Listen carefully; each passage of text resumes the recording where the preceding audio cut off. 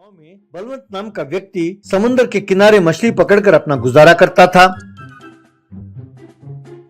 सारा गांव उसे बहुत चाहता था। वो सबके साथ घुल मिलकर रहता था।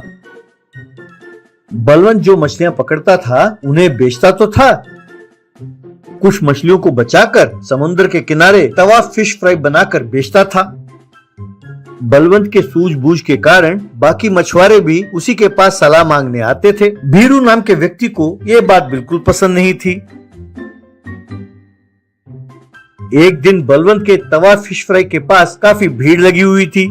ये देखकर अपने चेले किरण से वीरू, अरे ये क्या यार, ये तो दिन भर दिन मशहूर होता जा रहा है। ऐसा ही चलता रहा तो इस बार यूनियन प्रेसिडेंट का पोस्ट मुझे नहीं मिलेगा फिर। तब किरण, अरे भैया आप जो भी कहते हो ना वो सच हो जाता है। आप टेंशन ना लो भैया, इस बार आप नहीं जीतोगे। तब वीरू, अरे कमीने, ये तू क्या अनाप शनाप बोले जा रहा है, हमेशा गलत बोलता रहता है। तब किरण, ये क्या भैया, जब आप कहते हो तो ठीक है, अब मैं कहूँ तो आपको गुस्सा आ जाता है? देखो भैया, अगर आपने ऐसी बात की तो मैं सीधा बलवंत के पास चला जाऊंगा आपको छोड़कर। हाँ, फिर मैं बलवंत को सब कुछ बता दूंगा कि आप कैसे प्रेसिडेंट बनने के बाद लोगों को ठगना चाहते हैं और खासकर बैंक से 50 लाख रुपए ऐंठना चाहते हैं। देख लो आप।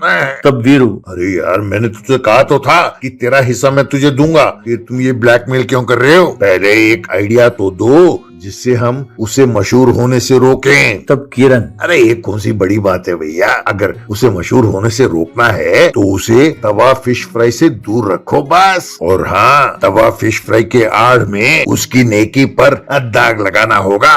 एक दिन जाकी नाम का एक शराबी बलवंत के पास आया और उससे कहने लगा कि वो तवा फिश फ्राई का ठेला उसे दे दे। तब बलवंत, तुझ जैसा शराबी अगर यहाँ तवा फिश फ्राई बेचेगा तो फिश फ्राई खाने के लिए परिवार वाले कोई नहीं आएंगे। तब वहीं खड़ा वीरू, देखा वालों, देखा, आओ आओ देखो, आप सब कहते हो ना कि बलवंत बहुत नेक इंसान है। अब देखिए, जाके इनके पास गुजारा करने के लिए, पैसे कमाने के लिए एक जरिया मांग रहा था और बलवंत उसे डांट डपट कर भेज रहा है। तब भीड़ में से एक आदमी, अरे वीरू, तुम्हारा दिमाग खराब हो गया है क्या? अरे उस शराबी को बलवंत तो क्या, हम में से कोई भी काम ना दे और ऐसे शराबी के लिए तुम वकालत कर रहे हो? तुम्हारा दिमाग ठीक है? तभी किरण वहाँ आया और, सॉरी भैया ये तो वही बात हो गई कि आ बैल मुझे मार, जब देखो गधे से लात मरवाता रहता है।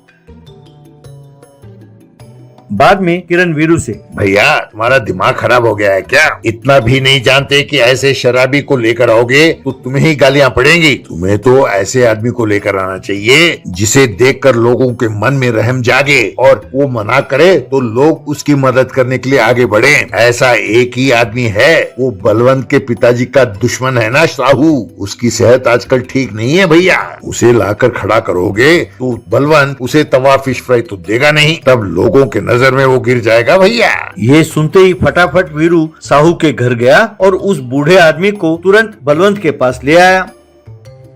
फिर वीरू बलवंत से, भाई बलवंत, उस शराबी को तो तुमने मना कर दिया, लेकिन ये साहू चाचा है ना, ये बूढ़े हो चले हैं, तुम अपना ये तवा फिश फ्राई का दुकान उन्हें दे दो।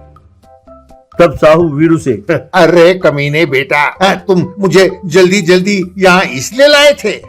अरे बलवंत बेटे ने तो मुझे बहुत पहले ही कहा था ये दुकान चलाने के लिए, लेकिन मुझसे नहीं हुआ। अब हर महीने मेरे दवाई के लिए, खाने के लिए सारा खर्चा बलवंत बेटा ही तो उठाता है। ये बात सुनकर सब लोगों ने ताली बजाई। ये देखकर किरण वीरू से, अरे उस्ताद, बस सब हो गया, सब बेड़ा गर्क हो गया, अब कोई भी रास्ता नहीं बचा उस्ताद। बस इस समंदर के किनारे दो ही बेवकूफ नालायक हैं, एक तुम और एक मैं। अब अपना यूनियन लीडर बनने का सपना छोड़ दो और बलवंत से मांग कर ये तवा फिश फ्राई दुकान तुम चलाओ।